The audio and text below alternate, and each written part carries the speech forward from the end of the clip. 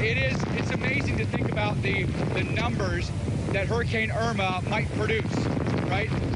It's already had a record amount of time at high-end Category 5, right? And now it's coming in and making a landfall in Florida as a Category 3 now in Marco Island, its official second landfall. You think about all the folks that are now upstream from this, you know, from Marco Island and Naples up to now Fort Myers. Fort Myers, you're next, right? From Fort Myers, we're going to go up to Sarasota. From Sarasota, we're going to go to St. Pete. From St. Pete, we're going to go to Tampa and Clearwater, and then straight up hitting Florida. So there'll be very few areas along the west coast of Florida that are spared from this. In fact, I don't think there'll be any area along the west coast of Florida that'll be spared from this. As intense as it gets when you get into these eye walls. So when you look at the whole structure of a hurricane, we all know what the eye is, right? Sits right in the center. Then basically the diameter, the circumference of that eye is the eye wall. That's the intense part of the hurricane. And then you get the bands around that, and the storm gradually weakens as you go out.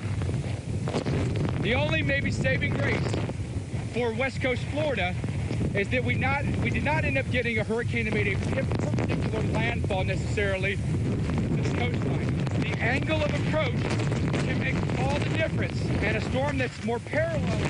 Oh.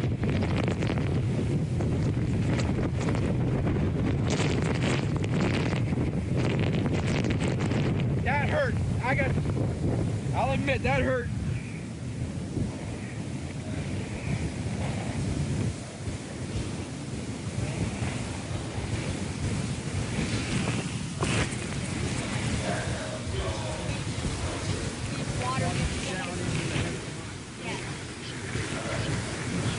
Mike Bettas admitting temporary defeat to the forces of Mother Nature has gone back into their crew vehicle smartly. This is now look at the vortex of all the forces that was hitting him from the back. As we said, these storms want to squeeze the air out of your lungs. And it's still going. I mean, we're watching monitors here with Kerry Sanders. That's still blowing. We're waiting painfully. Now we've lost their feed. Yeah, we're waiting painfully for the eye. There's Kerry. I mean, Kerry's been in this eye for, it's been almost 15 minutes now trying to get through this northern eye wall, and the center is almost like slowed down a little bit, and you know it looks like the center is actually going to go slightly east of Naples, and that's why it's taken a little longer for them to get out of that eye. Kerry, can you hear us again? All right. Kerry's getting all this storm can dish out. Let's go back. The street scene from Mike Bettas's camera is back. And sadly for Mike Bettas, he has ventured back out for slightly more punishment. Northward to come your way, but it looks like things might be lightening up fairly soon. Brian, while we're waiting there for Bill, you're finding that it might be slipping to the east of them. That is so interesting. You're right. And that's why Naples is now on the western eye wall. They went through the north, and if the storm passes just to the east, then they still have to go through the eye wall in the west, and they haven't even gotten to the south part of the storm. So that's why we haven't really seen it clear up in the Naples area. We got to keep paying attention to what's next, too. We have an extreme wind warning for the Bonita Springs area right now. So areas around Bonita Springs, you are next. What our reporters are going to. Let's listen in with Kerry Sanders.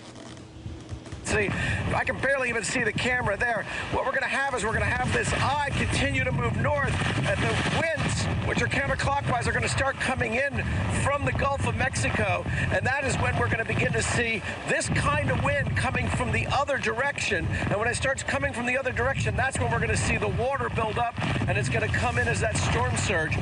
We are in a position here on the 4th floor of a parking garage, a stable structure high up, where we should be able to see that storm surge. But I got to tell you, if the wind is blowing like this, we're not going to be able to see much because the rain is so sideways and so strong that I can barely see the trees over there, which are snapped and down in certain parts of the streets, blocking. And we know from earlier even before the storm surge was coming, there were streets that were flooding. So that's the situation now. Naples, I want to go over to Jacob Soboroff. Jacob, I just witnessed you watching a piece of the roof come off. Yeah, I tossed me those goggles, Dana. I'm going to put these goggles on, Brian, as I talk to you. Because we just watched. Matter of fact, I got a little piece of debris, just a little piece of leaf or something in my eye. But I'm just absolutely in awe right now of the wrath and the fury that Mother Nature has brought upon Naples, Florida. And it makes me terrified, Brian, for the people in Cape Coral that I was with yesterday, just about 20 minutes drive north of here. Virtually all, if not virtually most, if not all of the 179,000 people take that live the in that Weather Channel community. shot full for a second, too. This is now full fury at the Bettas location while Jacob is experiencing the same thing. Go ahead, Jacob. Yeah, yes, Brian. I just keep thinking about people 20 miles to the north in Cape Coral. They all live at or below sea level. Canals dot that entire landscape. Look at these trees behind me right now, Brian. They're basically like an inverted umbrella. Whoa! Those are tiles flying off the roof next to me, Brian, as I'm talking to you. The wind just seems to keep consistently changing direction. And now you're just looking at the trees being, like I said, uprooted as if it was an umbrella, inverted upside down. We've all had that experience, but to see a palm tree actually be treated like that by Mother Nature is an extraordinary thing to see. I'm just watching pieces of trees picked up off the ground and fly around into the air. Brian, I'm actually going to go inside now because we've got tiles flying everywhere. Yeah, that sounds like a really good idea. You got it. Jacob Soboroff, who's been forced inside because portions of the roof are coming off. On the left-hand side of your screen is the Weather Channel remote where we saw Mike Bettas. And Mike Bettas is inside the vehicle, I believe. They're really in the teeth of this now. Bill Cairns has settled upon exactly why we're seeing this violence at a time when we thought we were going to get arrested. And there's a lot of different. I would love to know to do the split screen of Mike Bettas' shot and Gabe's down in downtown Naples, because it looks like things have calmed down significantly in downtown Naples. Whereas we heard Mike, yeah, you can see there. Gabe. So this is all within Naples. This is the difference between being in the eye wall still and clearing the eye wall and getting towards the calmer eye. This is the same city. These pictures are from Naples. It just shows you how quickly it can change. Let's listen to Mike Bettas' microphone. He's live. Closer to the circulation center. The lowest pressure is about to come over it. And at the center of that lowest pressure is the calm. But it's the fury just outside of that that is the beast. This is something to behold. And it's been a long time since a place like Naples has had a hit like this. Yes, we had Irma. It was a big, quick wind maker for us.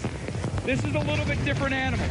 So I don't know if you heard that, but Mike Bettas is saying our best shot at seeing the arrival of what's left of the core of this, the eye, may be at Mike Bettas' location, maybe at the expense of Mike Bettas.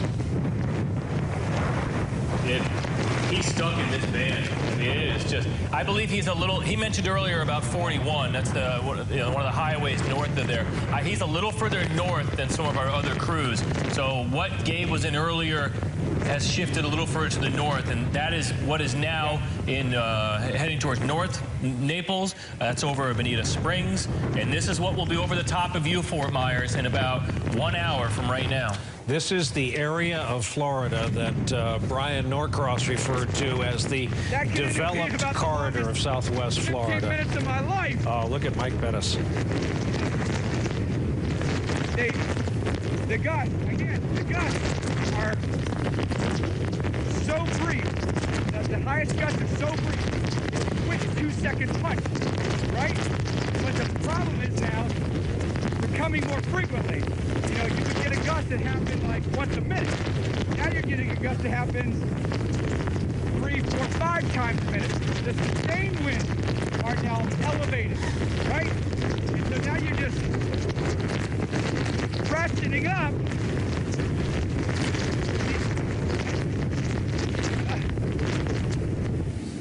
Yeah, I'm good. Unbelievable. He's been in this for like 20 minutes.